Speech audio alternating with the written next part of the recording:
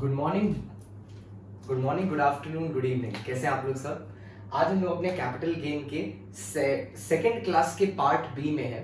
मेरे को कुछ सेक्शंस डिस्कस करने हैं और जब हम लोग ये डिस्कशन खत्म कर लेंगे तो हम लोग सक्सेसफुली अपना सेकेंड एस्पेक्ट खत्म कर चुके होंगे। Then we will only be left with exemptions under 47 and then deductions under 54 and that will conclude our capital gain का टॉपिक। ठीक है बच्चों, आइए बिना कुछ समय बर्बाद किए हुए अपने शुरू करते हैं। ठीक है, एक चीज छूट गई थी जो मैंने बोला था मैं बाद में डिस्कस करूंगा पार्ट बी में, क्योंकि उस दिन बहुत कॉन्सेप्ट्स हो गए थे, इसलिए मैंने पार्ट बी के लिए इसको रख लिया था। जॉइंट डेवलपमेंट एग्रीमेंट क्या होता है? जॉइंट डेवलपमेंट एग्रीमेंट, मेरे पास लैंड है, ठीक है, एक प्रमोटर मेरे पास आता है, मेरे को बोलता है सर आप अपना लैंड मेरे को दे दो, ठीक है, मैं इस पे बिल्डिंग बना देता हूं, बिल्डिंग का कुछ हिस्सा मैं आपको दे दूंगा, ठीक है, बाकी मैं मार्केट में बेच लूंगा। मैं बोलता हूं ठीक है। तो जिस दिन मैं उसको लैंड देता हूं, ट्रांसफर ऑफ एसेट्स तो उसी दिन हो गया बच्चा। लेकिन क्या उस दिन कैपिटल गेन कंप्यूट होगा? हाँ, कंप्यूट उसी दिन हो जाएगा, लेकिन कैपिटल गेन लगेगा मेरे पे कब? सर कैपिटल गेन सर आप पे तब लगेगा जब एक्चुअली में आपको certificate of completion of building मिलेगा। हर बिल्डिंग का एक सर्टिफिकेट ऑफ कंप्लीशन देता है municipal corporation. That certificate is the proof that that building can be used for residential purpose now. ठीक है, सारी चीजें चेक करके देता है, इलेक्ट्रिसिटी, वाटर सप्लाई, सारी बेसिक नेसेसिटीज हैं कि नहीं, ठीक है, स्ट्रक्चर मजबूत है कि नहीं। तो जिस दिन कंप्लीशन सर्टिफिकेट मिलेगा उस दिन वो कैपिटल गेन ट्रांसफर माना जाएगा और उस दिन वो टैक्सेबल होगा। ट्रांसफर आज ही हो जाएगा। सपोज मैं एक फिर एग्जांपल के साथ, सपोज मैंने ये लैंड परचेज किया था 2010 में, 1/4/2010 में, और आज 1/4/2020 को एक आदमी यहाँ पे प्लॉट बनाना चाहता है, ठीक है। तो देयर आर 10 इयर्स, 1/4/2010 से 1/4/2020 तक देयर आर 10 इयर्स, ठीक है। तो अब कैपिटल गेन कॉस्ट तो मेरे को पता है 10 lakh into index of year of 2021 divided by index of year of 10-11 index करके कॉस्ट निकाल लेंगे। पर सेल कंसिडरेशन कैसे पता चलेगा? सेल कंसिडरेशन कैसे पता चलेगा? वेट करेंगे जिस दिन, ठीक है, पीरियड ऑफ होल्डिंग आज ही खत्म हो जाएगा। आप मान लो उसको 4 साल लगा प्लॉट बनाने में, 4 साल बाद जब वो प्रॉपर्टी बना के रेडी करेगा, ठीक है, 4 साल बाद प्रॉपर्टी वो बना के रेडी करेगा, तो जब वो प्रॉपर्टी बन के रेडी हो जाएगा बच्चा, तो हमको वहां पे क्या मिलेगा? हमको वहां पे प्लॉट मिलेंगे। उन सारे प्लॉट्स का स्टैंप ड्यूटी वैल्यू क्या होगा? प्लस अगर मेरे को वो कोई कैश पेमेंट करता है, कोई कैश कंसिडरेशन पेमेंट करता है, वो ये दोनों मिला के will be same consideration. Suppose बाद में जाकर मेरे को 4 प्लॉट दिया, मतलब 4 फ्लैट्स दिया, हर फ्लैट का value is 10 lakh rupees, so I have got 40 lakh का flat and he has paid me 60 lakh in cash. तो टोटल मेरा कंसिडरेशन कितना रिसीव हुआ? मेरा टोटल कंसिडरेशन हुआ 1 करोड़ रुपीस। तो 1 crore minus my index cost of acquisition will be your capital gain बच्चा, ठीक है। अब इसमें मैं कॉम्प्लेक्सिटी इंट्रोड्यूस करूं तो ऐसे हो सकता है, मान लो ये जो जॉइंट डेवलपमेंट एग्रीमेंट कराने के बाद मेरे को कोई सर्टिफिकेट जो देगा बिल्डर कि सर मैं आपको प्लॉट दूंगा, मैं ऐसे ही थोड़ी ना दे दूंगा, अग्रीमेंट करा के दूंगा। तो मान लो प्लॉट बनने से पहले अगर मैं ये अपना right to receive the building किसी और को ट्रांसफर कर दूं, क्या ये ट्रांसफर होगा? हाँ बिल्कुल होगा। आपने ट्रांसफर के डेफिनेशन में पढ़ा था, द राइट टू एंटाइटलमेंट अगर आप किसी को दे देते हो तो वो भी ट्रांसफर होता है, ठीक है। तो ये ट्रांसफर होगा। अब आपके दिमाग में क्वेश्चन आ रहा होगा, सर आप अपना राइट बेच दोगे दूसरे को? हाँ एकदम करेक्ट बात है सर, आप जो अपना राइट दूसरे को बेचोगे तो कैपिटल गेन टैक्सेबल होगा। अब क्वेश्चन है कब होगा? जब कंप्लीशन सर्टिफिकेट मिलेगा कि आज होगा? आज के आज होगा, आज के आज हो जाएगा टैक्सेबल। अब आपके दिमाग में एक क्वेश्चन है, सर कैसे टैक्सेबल होगा? टैक्सेबल होगा कैसे सर? सेल कंसिडरेशन क्या लोगे?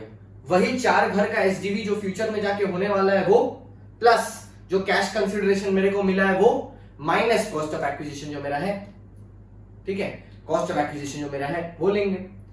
अब मान लो मेरा घर बनने के बाद, मैंने मतलब घर बन के जब मेरे को मिल गया, मैं कभी 1-2 साल बाद जाके उसको बेचता हूं, तो कॉस्ट ऑफ एक्विजिशन क्या होगा? 10 लाख जो लैंड का था, कि जो पूरा एसडीवी प्लस कैश मेरे को मिला था, पूरा एसडीवी प्लस कैश जो मेरे लिए पहले सेल कंसिडरेशन था जिसपे मैंने टैक्स दिया, वो अब मेरे लिए कॉस्ट बन जाएगा उन्हीं प्रॉपर्टी का। तो अगर मैं फ्यूचर में जाके वो प्रॉपर्टी बेचता हूं तो वो अमाउंट कॉस्ट ऑफ एक्विजिशन में आएगा।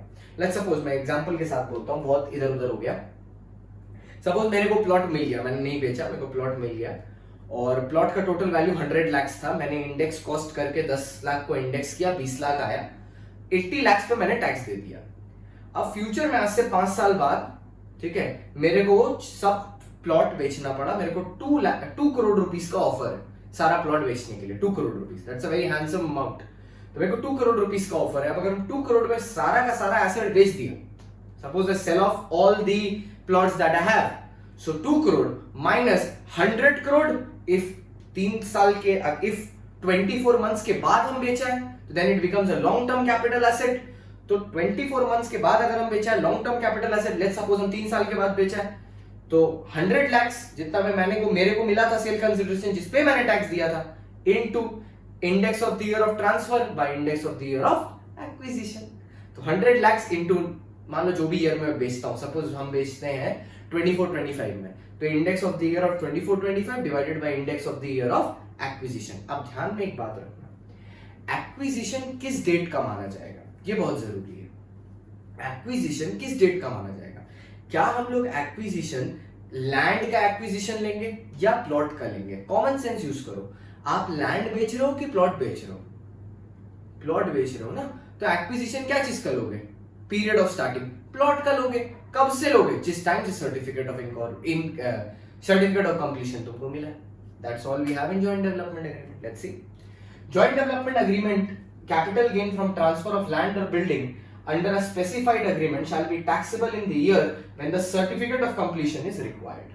Required नहीं, received होगा actually वो। Only for individual HUF, not for corporate। मतलब ये DLF ELF के लिए ये नहीं है सेक्शन। जैसे मान लो अगर DLF अगर DLF अपना लैंड किसी को देता है बिल्डिंग बनाने के लिए, तो DLF के लिए वो तभी ट्रांसफर हो जाएगा और तभी उस पर टैक्स देना पड़ जाएगा। This is only for individual या HUF। इंडिविजुअल एचयूएफ कौन होना चाहिए? ट्रांसफरी इंडिविजुअल एचयूएफ होना चाहिए। ट्रांसफरर बच्चा कोई भी हो सकता है, ठीक है? नहीं, सॉरी, ट्रांसफरर, सॉरी मेरे से बोलने में गड़बड़ हो गया, माय मिस्टेक। ट्रांसफरर इंडिविजुअल या एचयूएफ होना चाहिए, ट्रांसफरी कोई भी हो सकता है, ठीक है? थोड़ा उल्टा हो गया था। फॉर होल और पार्ट ऑफ द प्रोजेक्ट, ठीक है? अगर पार्ट के लिए कंप्लीशन सर्टिफिकेट मिलेगा तो आपका पार्ट टैक्सेबल होगा, अगर फुल के लिए मिलेगा तो तब फुल। जैसे मम्मी के केस में याद है लास्ट क्लास में बोला था, अगर 50% ज्वेलरी बेच दिया तो 15,000 टैक्सेबल होगा, 100% ज्वेलरी बेच दिया तो पूरा टैक्सेबल हो जाएगा। Same projects. Next, sale consideration for section 48 क्या होगा? Sale stamp duty value on the date of certificate of completion plus consideration in cash, जो भी कैश में पेमेंट हुआ। यहां पे however if the assessee transfers his right before the issue of completion certificate, then in such a case CG will be taxed in the year of transfer। उसी stamp duty value को लेके CG को tax कर देंगे, ठीक है? एक complexity आ सकता है आपके दिमाग में कि सर प्लॉट तो अभी बना नहीं, घर तो अभी बना नहीं, तो एसडीवी कैसे पता चलेगा? तो जो लैंड का एसडीवी होगा ना, उस पर टैक्स लगाएंगे। क्यों? क्योंकि लॉजिक से सोचो, लैंड के एसडीवी को लेंगे, लॉजिक से सोचो, जब तुम उसको बेच रहा है, ठीक है, तुम तो अभी लैंड ही बेच रहा है ना, प्लॉट तो बाद में बनेगा, ठीक है? तो जिसको तुम बेच रहा है उससे तुम लैंड का वैल्यू ले लिया, तुम तो लैंड बेच रहा है उसको, ठीक है?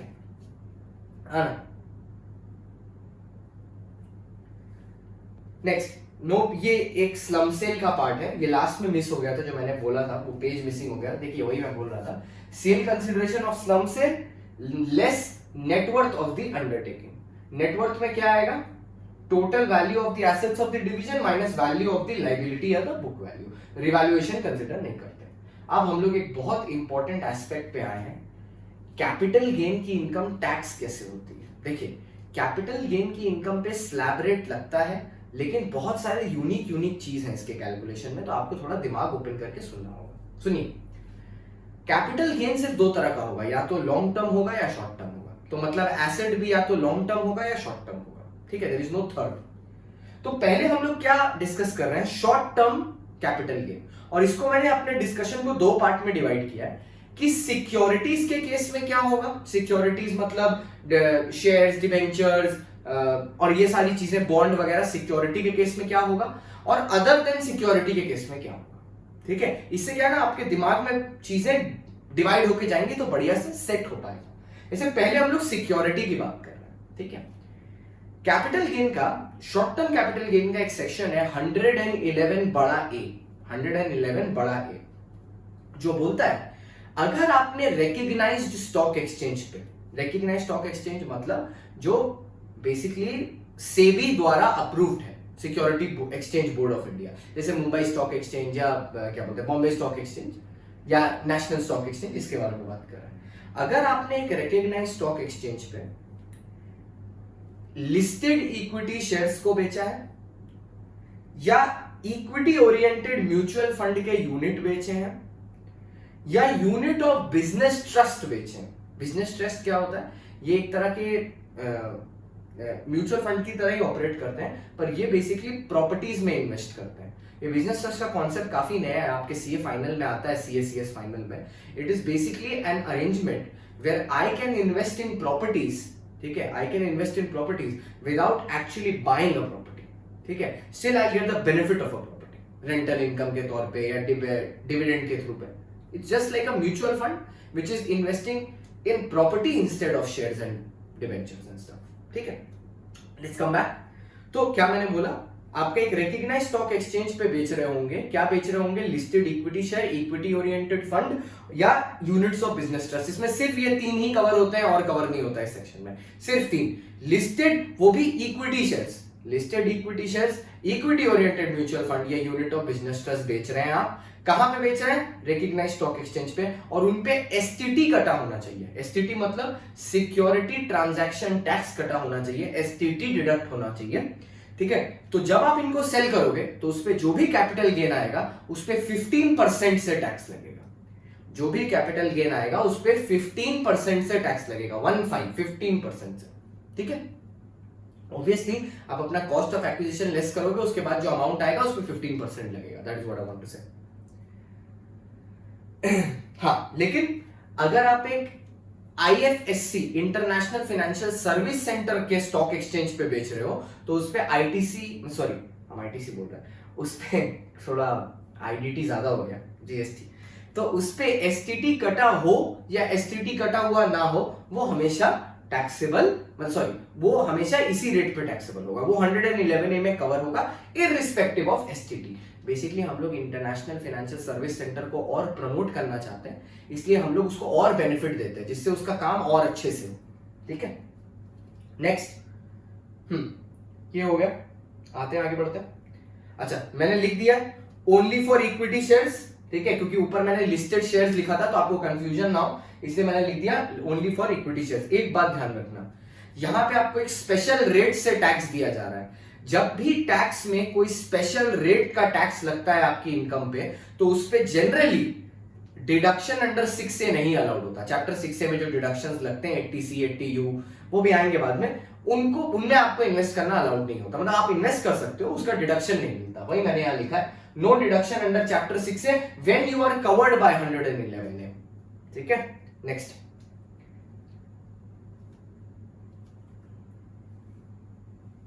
ठीक है। अच्छा, आपको जो स्लैब रेट का बेनिफिट होता है 2,50,000 तक, नील वगैरह ये सारी चीजें, 111A में क्योंकि हम आपको स्पेशल रेट ऑफ टैक्स दे रहे हैं 15%, तो आप पे स्लैब रेट नहीं लगेगा, मतलब आपको स्लैब रेट का बेनिफिट नहीं मिलेगा। मतलब अगर तुम्हारी साल भर की इनकम नील है लेकिन तुम्हारा capital, short term capital gain 1 lakh रुपए, तो भी उस पर टैक्स लगेगा, तो भी उस पर टैक्स लगेगा 15% पे, ठीक है। उस पर टैक्स लगेगा 15% पे, ये बात याद रखिएगा, ठीक है।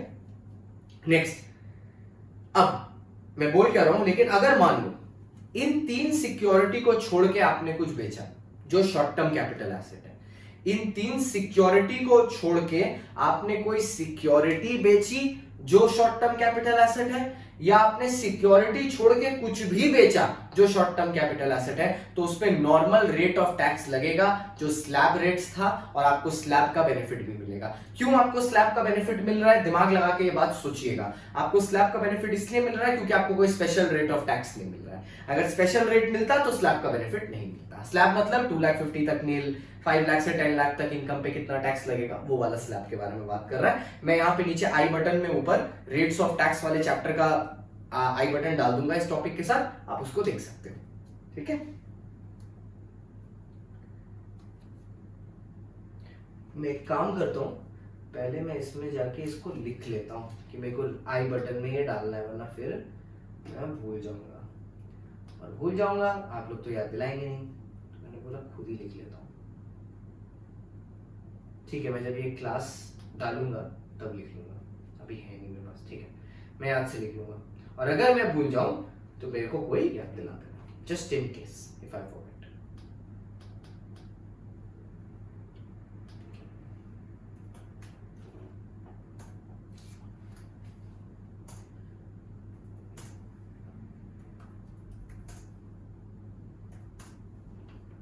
Class B of capital gain I button for units of tax.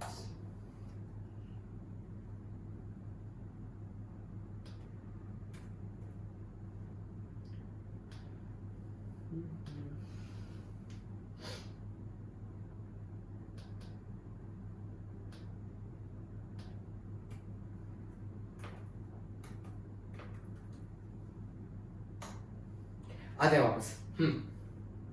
Note बना के सेव कर लिया मैंने। मैंने यहाँ पे देखो लिख दिया, when tax at special rate expenses would not be allowed, मतलब वही डिडक्शंस वगैरह कुछ नहीं अलाउड होगा। अब ये देखो नीचे, other than securities of 111 है tax as per normal tax rate, and even if there is any other asset the tax will be as normal slab rate. If you have any confusions with the slab rate, you can see this video which you will see in the I button, and even you can go on my playlist and see that it's rates of tax, the second class which I have uploaded. Your whole concept about application of slab, how the slab is used will be clarified. Okay, let's come to next thing. Long term capital asset, अगर आपका एक long term capital asset है तो क्या होगा? ठीक है, same पहले हम लोग, अब यहां पे उल्टा हो जाएगा, पहले हम लोग जनरल बात करेंगे, ठीक है, फिर हम लोग सिक्योरिटीज पे चलेंगे। पहले आप जनरल बात करेंगे। इन जनरल आपका किसी भी तरह का लॉन्ग टर्म कैपिटल एसेट होगा जिसपे आपको लॉन्ग टर्म कैपिटल गेन होगा, it is taxable at 20%। Long term capital gain is taxable at 20%। आपको कोई डिडक्शन नहीं मिलेगा अंडर 6 से, क्योंकि ऑब्वियसली हम आपको स्पेशल रेट दे रहे हैं तो देयर इज नो डिडक्शन।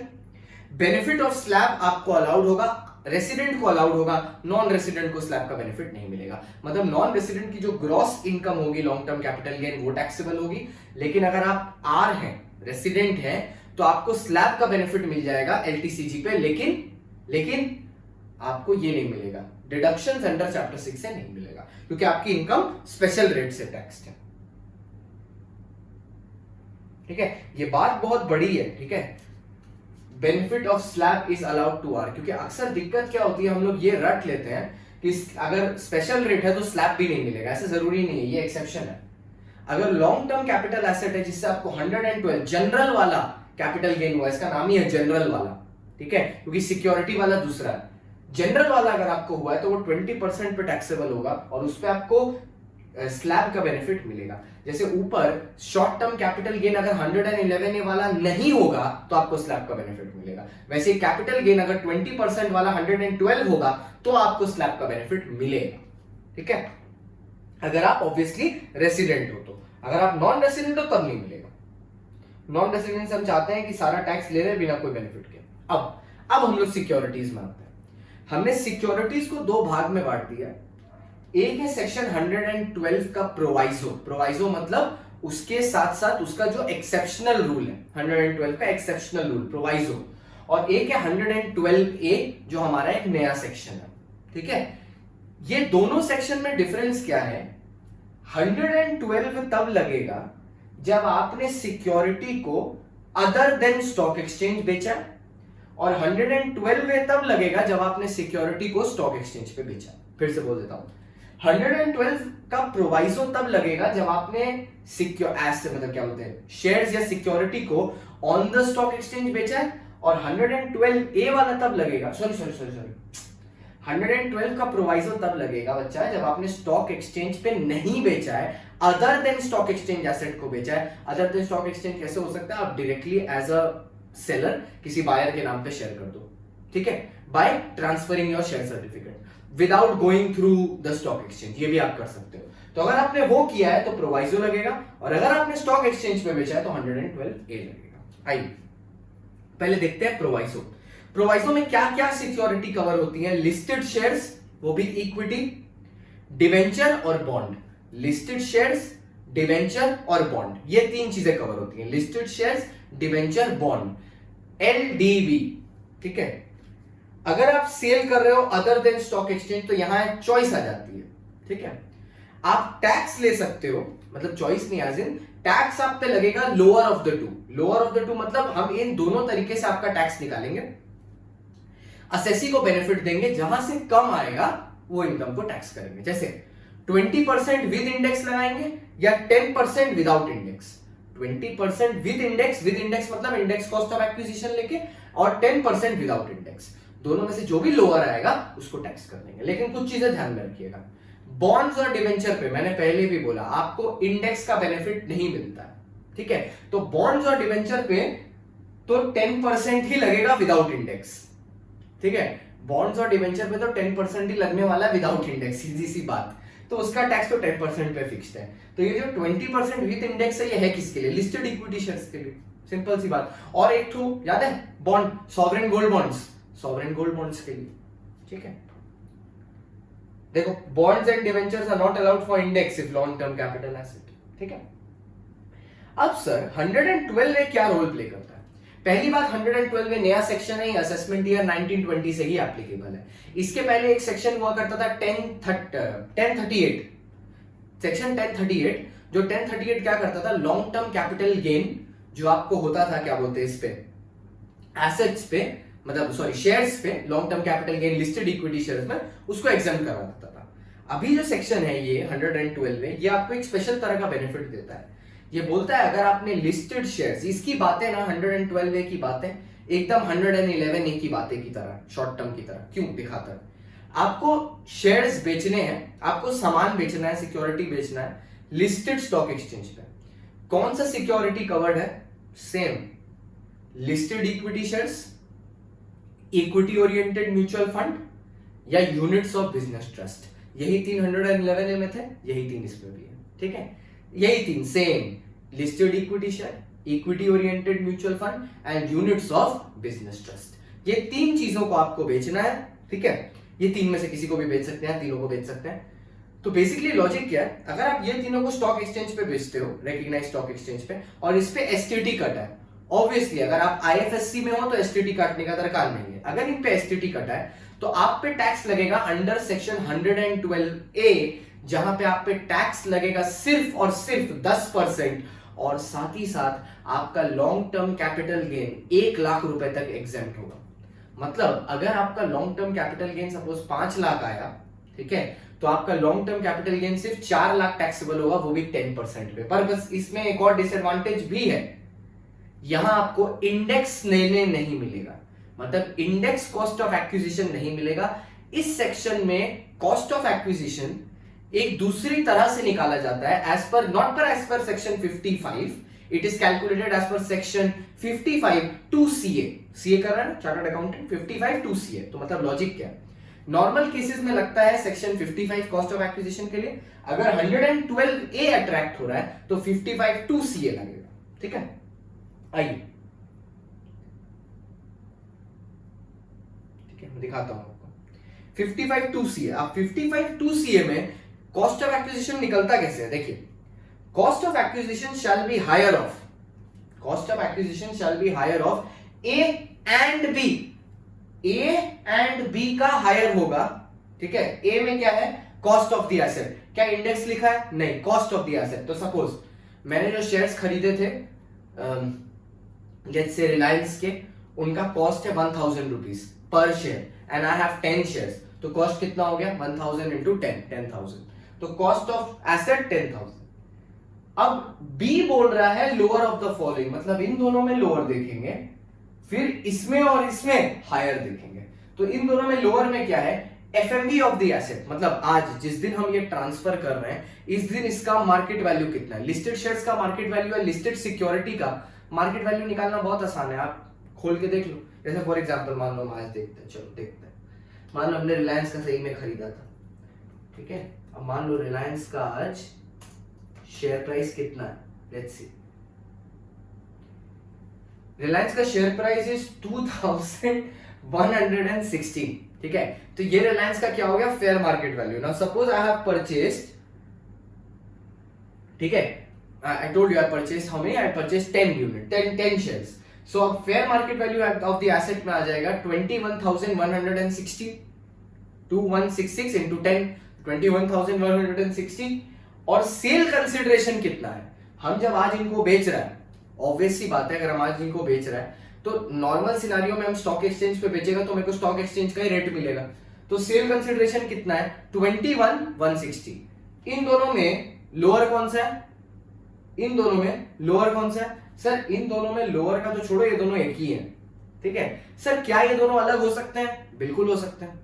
ठीक है, क्या इन दोनों अलग हो सकते हैं, बिल्कुल हो सकते हैं। हमने एक हायर प्राइस कोट किया मार्केट में, हमने सेल करने के लिए एक हायर प्राइस कोट किया है। कोई एक ऐसा आदमी है जो सोच रहा है ये और ऊपर जाएगा, वो हमसे हायर प्राइस में खरीद लेता है। तो सपोज जिसने हमसे खरीदा उसने 2200 में लिया हमसे, तो 2200 इंटू 10 तो 22,000। अब 22,000 और 21,160 में से हायर कौन, लोअर कौन सा है, 21,160। और 21,160 और कॉस्ट ऑफ एसेट जो 10,000 था, इन दोनों में से हायर कौन सा है। ठीक है, ये वाला हायर है 21,160। मेरा सेल कंसिडरेशन था 22,000, 22,000 माइनस 21,160 और मेरा आंसर आ गया। चलिए मैं इसको आपको एक्सेल में करके दिखाता हूं जिससे आपको थोड़ा सा समझने में आसानी हो। चलो आओ इसको एक्सेल में करेंगे। ठीक है, लेट्स सपोज कि जो सेल कंसिडरेशन है,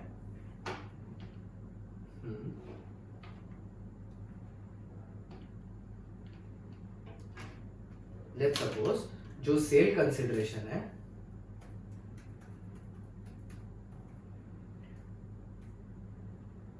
वो हो जाता है 32,000। ठीक है, जितने में आपने बेचा। फिर क्या करेंगे, लेस कॉस्ट ऑफ एक्विजिशन,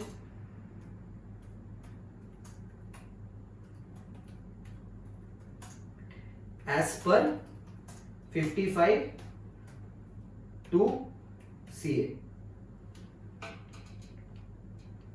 ठीक है, कॉस्ट ऑफ एक्विजिशन निकालेंगे। अब इनमें कॉस्ट ऑफ एक्विजिशन का रूल क्या है, higher of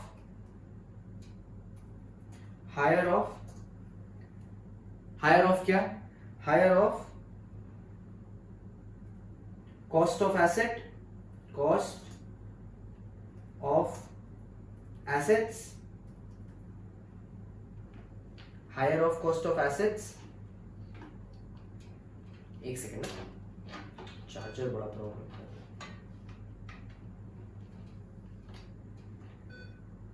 higher of cost of assets.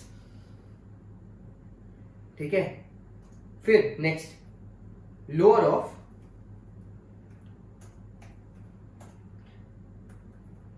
Cell consideration, या दूसरा क्या था याद है, एफएमवी। तो हमारे एग्जांपल में क्या था, मेरा जो सेल कंसिडरेशन था, ठीक है, जो मेरा सेल कंसिडरेशन था वो था 22,000, नहीं सॉरी 32 लिखे ना, नहीं पर मेरे एग्जांपल में तो 22 था ना, तो 22 लिखेगा, 22,000 सेल कंसिडरेशन। मैंने एसेट आज से कुछ साल पहले खरीदा था, तब ये 1,000 रुपए का था, तब मेरे को 10,000 रुपए देना पड़ा, 1,000 इंटू 10। ठीक है, आज ये दोनों में मेरे को लोअर ऑफ करने बोल रहा है।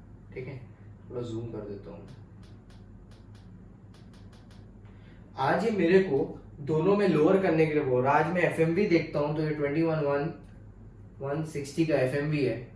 अब आप बोलो इन दोनों एस्पेक्ट में, इन दोनों में लोअर कौन सा हुआ, इस सेल में ये जो रेड सेल है, येलो सेल है, और ये जो रेड सेल है, इन दोनों में लोअर कौन सा हुआ सर, ये वाला हुआ, रेड सेल वाला। और रेड और ग्रीन सेल में से हायर कौन सा है सर, रेड सेल वाला। तो सर कैपिटल गेन कैसे निकलेगा, यहां पे कॉस्ट ऑफ एक्विजिशन क्या आएगा, 21,160। ठीक है, ये आएगा। यहां पे मैं इक्वल टू कर दूं,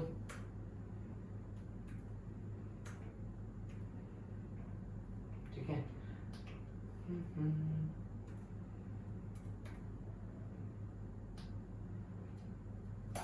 तो मेरा कैपिटल गेन हो गया LTCG,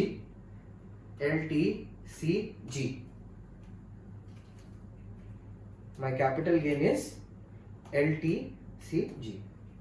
ठीक है, now suppose you add 2 zeros to it. ठीक है, let's add 2 more zeros to it। ठीक है, long term capital gain. Okay, let's see. ठीक है, माइनस, ठीक है, 84,000 मेरा कैपिटल गेन हो जाएगा। मैंने बस डिसेंट अमाउंट बनाने के लिए इसको कर दिया था। ठीक है, जैसे सपोज अगर मैं 1 लाख और 1 जीरो और डाल दूं इसमें। ठीक है, जिसमें आपको एक चीज दिखाना चाहता हूं।